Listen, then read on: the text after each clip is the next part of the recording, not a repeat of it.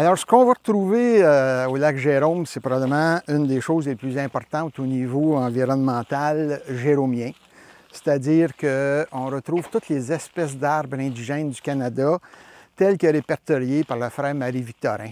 Tout ce qu'on connaît, pin blanc, épinette, sapin, pruche, mélèze, chêne, érable, bouleau, les bouleaux blancs, bouleaux gris, bouleaux jaunes, tout ce qu'il y a comme bois dur et bois mou, c'est-à-dire les résineux et les feuillus, vont se retrouver ici, d'où l'importance de préserver un milieu naturel comme celui-là.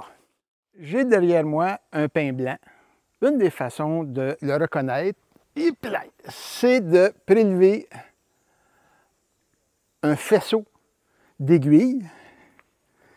Et votre faisceau d'aiguilles, le pin blanc a une caractéristique bien spéciale.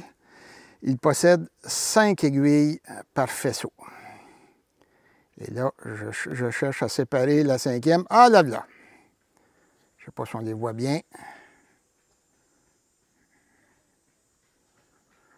Et voilà. Et en plus, on va retrouver normalement une petite gaine, mais là, je l'ai perdue à cause de manipuler. Mais ça, c'est la façon de reconnaître un pin blanc. Un pin rouge va avoir, ici on n'en a pas, il va avoir 2 aiguilles, mais très longues, 2 fois plus longues que ça.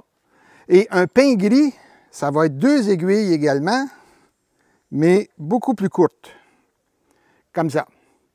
Le pin gris, vous allez le retrouver beaucoup dans le lac Saint-Jean, parce que pour qu'il pousse, les cocottes doivent avoir une intensité de chaleur qui les fait éclater, puis que les graines qui sont à l'intérieur des cocottes vont pouvoir pousser. Et c'est pour ça que suite au grand feu qu'il y a eu dans les années 1855, il y a eu une prolifération du pin gris qui s'est fait dans la section du lac Saint-Jean.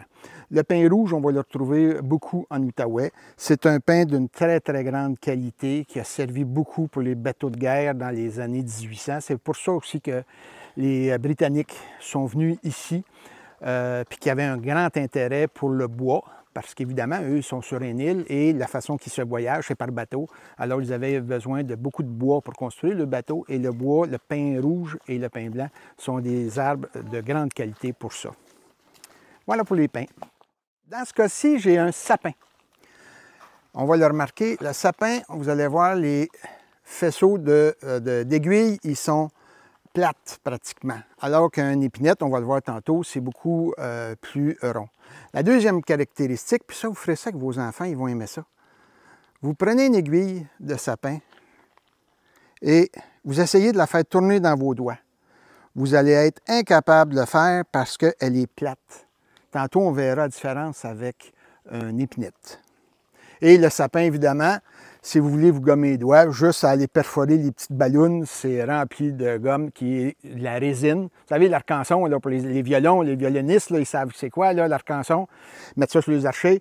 Bien, c'est ça. C'est de la résine qui vient des arbres à aiguilles, d'où la raison pourquoi on les appelle les résineux. Derrière moi, une épinette. Et vous pouvez voir la différence. Ma branche de sapin, ma branche d'épinette. Donc, je vous disais tantôt que les aiguilles sont disposées d'une façon horizontale, alors que pour l'épinette, ça fait une circonférence. Et l'aiguille, comme je vous disais, elle est plate, donc elle ne roule pas dans vos doigts. Et si vous prenez une aiguille d'épinette, bon, vous allez voir qu'elle tourne dans vos doigts, mais elle va tourner de façon très carrée. Et c'est la façon de les distinguer entre les deux. On va le voir également tantôt la pruche.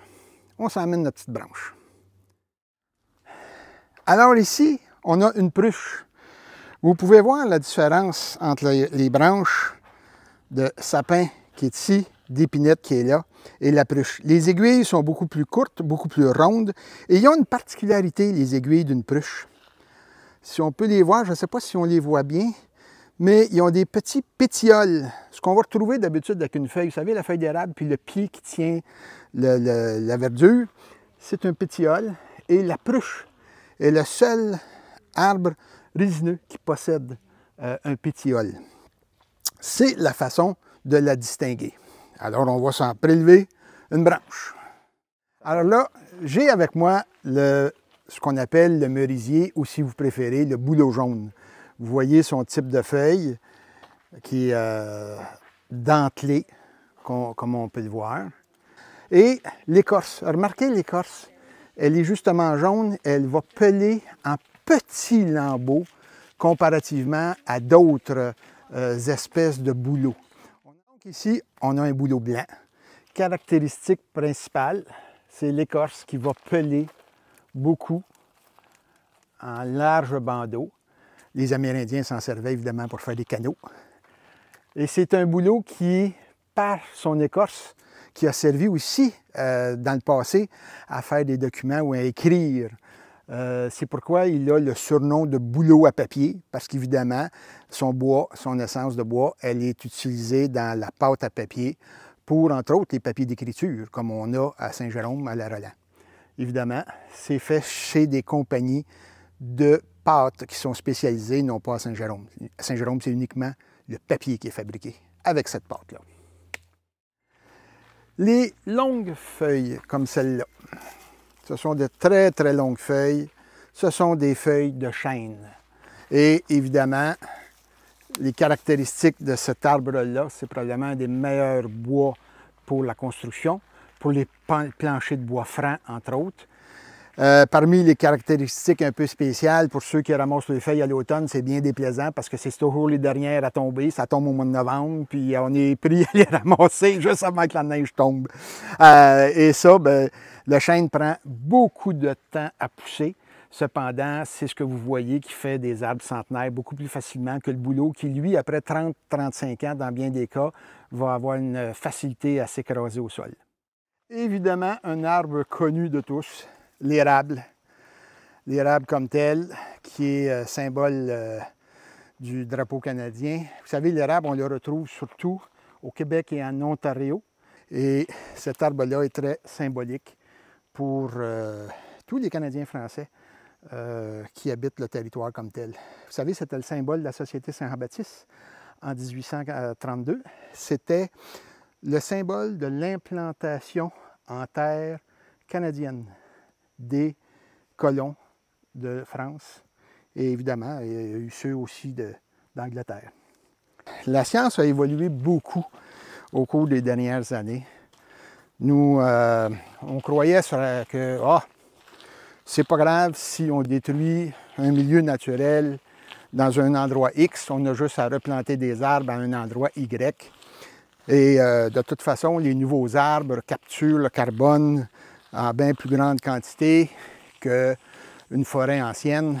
Tout ça a été démenti au cours des 10 dernières années par la science. Une forêt ancienne joue un rôle vital au niveau environnemental, au niveau des écosystèmes, et de replanter des arbres, c'est pas juste ça, une forêt. Une forêt, c'est la biodiversité qui l'accompagne, alors que planter des arbres sur un boulevard, oui, c'est bien, c'est une chose, mais c'est pas suffisant. Et ça prend 60 ans pour replacer une forêt qu'on détruit à gauche et qu'on veut essayer de replanter à droite.